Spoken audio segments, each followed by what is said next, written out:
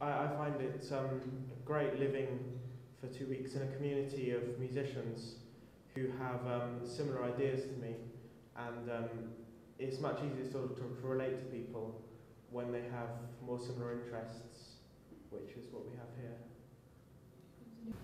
here. Having a whole group of musicians together is very intense. The courses are packed. What we find is that they are an incredible resource. They're unique. So they've learned an enormous amount of repertoire in a very short space of time, including the beatboxing hands-free piece that they'll no doubt talk to you about later. They are a huge resource.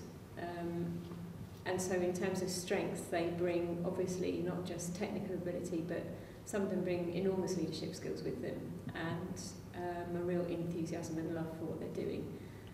Some of the challenges include the age range, so 13 to 19 is quite a big age range, so keeping everybody with the right range of sort of activities to do, particularly as they get older, can be a challenge for us as a team. And also learning those leadership skills and learning how to live together as they get along. And we have the whole range, as you would expect, of teenagers here and the whole range of issues that they bring with them. We try and put in place quite a lot of things. So we obviously have a team that looks after the young people and supports them, and we interweave how that happens. So everybody looks after a corridor of young people, and everybody looks after 2 sections of the orchestra. So they get to know specific people in the orchestra, and we then have a way that we think about it in terms of trying to do as much proactive stuff as possible, so that we're putting things in place to make people feel welcome and secure and safe. And then we build on it from there in terms of who we're concerned about. So we have meetings every day to talk about not just sort of operational things, but to talk about if there's anybody that we're particularly worried about, or that is doing particularly well and needs some extra teasing out. So we have that system in place. We have a problem-solving approach when things do go wrong, and I've been trained to do that, and the aspiration is that other people will be trained to do that. I'm going to stop there and say, what else do we do? Because we do quite a lot of that sort of nutshell stuff. But yeah, so some of the biggest challenges in having a large group of musicians together is, especially at their young age, and they are the best in the country at what they do. And one of the biggest challenges I find is to keep up with them, because they have so much energy and so much talent that they can literally be involved and have their minds on music and what they're doing from 8 in the morning till 8 at night. It's a full 12-hour day, and it doesn't even tire them out. For example, a few days ago they had scheduled in an hour's relaxing period, and when I walked around the building, most of them had formed chamber groups to carry on with what they were doing. So keeping up with them in that way is quite a challenge. And the role of the support team is that when outside that music sort of aspect of the course, obviously with 165 musicians, it's easy for some of them to get lost in the mix. And the point of the support team and why we're here is to make sure that doesn't happen. We sort of sit in the background and observe in a way, and make sure that if anyone does seem like they're having difficulties just through their personality or their background in involving themselves in what's going on, then we facilitate that, and we find ways. It's very subtle ways, but we find ways of and practical things like we had a quiz night the other night. We'd make sure that someone we feel that's not quite getting along with a big circle of friends, we'd simply put them on the same team with other people, and straight away that they're discussing on that table, and friendships are formed and things like that, and it makes this course more enjoyable for them. And because of the nature of the National Youth Orchestra, then when they come back in the Easter and the summer, they also have a sort of continued line of friendship to be building on throughout the year. I think the Ceilidh is quite important for that as well. On the first course, we have a big Ceilidh at New Year's Eve every year, and it's just a sort of chaotic It's a great occasion, and we end up at midnight with all of us in the hall, the team and all of the kids, singing Auld Lang Syne together in an enormous circle, and that's a really good moment. But also they get, what they say that they like about it is that they get a chance to bond with other people and meet other people that they wouldn't necessarily mix. It doesn't matter who you dance with, we don't care who you dance with, and it's a great thing to mix. So I think do that. The way that we try to make sure that everybody's valued in the orchestra is because actually an ethos from the staff is that we try and get to know every single person, right from the director, the artist director, to all the tutors, to all the support team, the nurse, the stage managers. We try to encourage everybody to get to know all the people in the section, so they don't just always go to the principal of a section. If it's a problem, they can actually speak to desk 10 of the second violins, because they actually know their names. So that's an important part. And also vice versa, so that because we have different staff attached to different corridors and the sections, they haven't just got one staff member that they can go to. There are a range of staff, and that they always know that, and they get to know other people through doing different activities. So tonight we've got a dance session on, and some of the kids will go to that, and they have got to know David, the dance tutor, and so they just pick up people that they know that they can go and talk to. But and in other ways, the aside from the musical things that the young people are, we get a chance to interact with them on different levels. So we have a group called Think Tank, which are representatives from each section that get together to talk about suggestions, comments, problems they've got with how the courses are run, things we can do to help them change. So that's, and they won't be the principal players from the section, they're selected by the section, saying anybody but the principal player. So we actually get a voice from within the sections that they can come and talk to us about. So we get to know them on a different level. Yeah. And there's various different groups that appear, the principals, the think tank group. Oh, we also had a group this year who we got here early to meet and greet new people and make sure that they settled in. So we started thinking in that direction as well, and that will grow next year. It's the first time we've done that. So I think the value doesn't just come from being an excellent musician. That's we've got 166 of them here. We try to give them value in all kinds of different areas, so that they get an all-round experience from it, not just an excellent musical experience. The whole experience is excellent. There's plenty of things that goes on as well outside. You said the think tank. There's also, every section has a librarian. There's also the buddy scheme that Shah mentioned. Within each section, each player, I listened to the last group speak, and they mentioned that every single player feels valued when they're at the orchestra.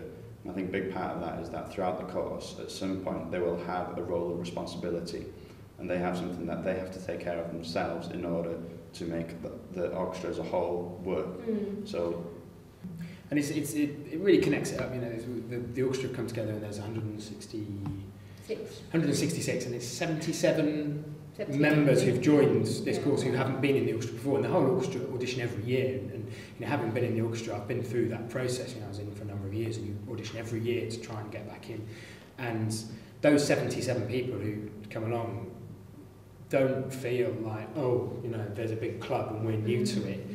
It's very much that everyone thinks we're all new to this. We've all re-auditioned. We're all coming back, and we definitely have this course, especially from right the moment they turn up. The thing we had this year with some previous members being buddies, where they would make sure that people who are new to the orchestra know that they've got definitely someone they know they can go to just aware of the routines and where to go, and would sit with them for their first couple of meals, because that's the thing that they find most stressful. And it's amazing, within less than a day, you see someone walking in looking a bit daunted when they first arrive, and in a day they're sat with a whole people from their section, or people they've just whatever they've met, just laughing away, and it's great to see them just connecting and getting friendly with each other. It takes longer for some people than others, but that's another function of our team is to spot those people who are having more difficulty in forming those relationships. And I think you said this, Kai, that to work out ways in, really. Do you think? I think being on a residential course, it brings us closer as socially as well as musically, because we're spending every second of every day with each other. So it can get a bit frustrating at times, but you get to know the players really well, and then it's easier to play together when you have, yeah. I think that you notice that as you go through the courses. So you kind of start off the winter course and people are getting to know each other and you're starting to make friends. And as you progress through the spring course and the summer course, everyone does get to know each other. I think that does make a big impact on the music because you know the people socially and you're making eye contact with people as you're playing, and it brings it tighter. And you do notice as you go through obviously the rehearsals and it's getting better, but I think as you get to know the people it gets better as well, and you grow. Every year is different because there's such a large intake of new players. You know, it's a pretty much new orchestra every year, and with that it takes, you know, a couple of courses and it really does get tighter as people get to know each other. I think for me it's really special that we can meet other musicians that are like kind of similar standard to you, and like at school you're really kind of separate in a way because not everybody's a musician there and they don't understand about how many hours you need to practice or whatever, and like playing in an orchestra, what's that? So I think it's really quite nice to be together with a whole lot of people that understand you and you can make really good music together, and it's, yeah, I think expanding on that, it's great to be around people that just have a common goal, so we're all working towards this last concert, and whatever we're doing, be it in a rehearsal, be it at dinner or doing the Creative Hub or something, everyone's still excited and talking about that end concert and what we're going to produce and how we need to get to know each other so we can play better, and how the principals all need to interlock so that when we're within the orchestra ourselves, we are in effect leaders on our own and helping the sections kind of gel together, and I think it's really fantastic to be part of that, such a big group of doing that. It is quite amazing having so many musicians just in one space, because I've always thought that some of the best learning that I've done on my own is just having conversations with other musicians my age in the evening about what clarinetists we like or what conductors we don't like or whatever composers we do or don't like, and it's really interesting, and you learn more and you become more, your horizons are sort of broadened. Yeah. Okay. There's a few different things that have sort of happened. Yeah. How's that? One thing is warming up. So we start the day not just separate on our instruments, but we start the day in groups warming up our bodies. We're looking at taking responsibility for your physical well-being. So it's part of taking responsibility for yourself, and then that's a complete, astonishingly radical thing. Then we have a creative hub, which brings composers and young players together to actually explore how to make something. So not just playing dots on the page that composers have written, but actually really developing creative practice together. That group, we have 2 or 3 groups of young people in Creative Hub every course, so that keeps them in a sort of progressive and creative environment. We have peer learning time in the schedule, where the tutors are sort of locked out. They all pace up and down outside because they think, oh, my expertise is needed. But you say, look, there's 11 French horns there. They're the best young French horns in the country. They have something to learn from each other. So young people are learning to share their knowledge with other young people and not just sit silently waiting for an adult. I think the focus on movement as well is quite interesting. That there's a movement tutor, someone who specialises in how to hold yourself and how to kind of support your own body when you have your instrument and when you're working with it. And I think that that's really empowering for the young people because they are learning something different about themselves, something vitally important to how they can be the best. And they also take responsibility for that themselves once they've had that dialogue with the movement tutor. So I think that's useful. Yeah, and they do loads of dancing in groups. So every course there'll be a sort of subject area that's related to the repertoire. So, for example, when we did Mahler 10 last year, you don't associate Mahler with dance, but we did Landler Waltz, which is the kind of dance form which obsessed Mahler, which they discovered was an incredibly bawdy, hilariously physical country version. And the entire orchestra learnt Landler Waltz, and they had a party, and they all did Landler Waltz all night. You know. On this course, we've learnt Beyoncé, Single Lady, because that relates to Hammered Out. They've done a lot of movement on Hands Free. And then we do quite a lot of singing, because again, that equalises people. So, for example, before the summer course, Pete Churchill came in and he taught gospel songs for a night. And that's a fantastic community art form that equalises everybody. But it was in 4 parts, and they're learning it without the music in front of them. So there's a challenge from musicianship point of view. So all of these things, I mean, we still have that basic structure that you do sectionals, and full orchestra. But around that and into that come these other things that just keep drawing everybody back to the community of musicians. I think it does help to, it helps to give people more confidence, definitely, and to see that they've got a real part. And I think also the number of extra, the things outside just the main music playing that we do, so say Creative Hub, which is the composers, lots of people playing those, it's not the principal players, so everybody gets a chance to play in lots of different things and sort of build up confidence, definitely. Although there is hierarchy in MIO, it's, I think, especially within the wind sections, I think there's a lot of I think the lower players, you can sort of see that they sort of look towards the principal players, and it sort of makes them want to play a lot better. Even though they won't have a big part, I still think that the little part that they may have in a piece, they want to perform it as well as possible, which I think is really good. Like you can sort of see that, because it's quite easy to sort of switch off in an orchestra if you don't have a lot to do. But although when they do have something to do, they play it really well, which sort of shows that like the level of concentration is still very high, even when they're not playing a lot of music, which is quite impressive. Well, the composers, they come from sort of lots of different backgrounds and levels of different experience, and it would be quite easy for there to be sort of people that would be seen as natural leaders within that.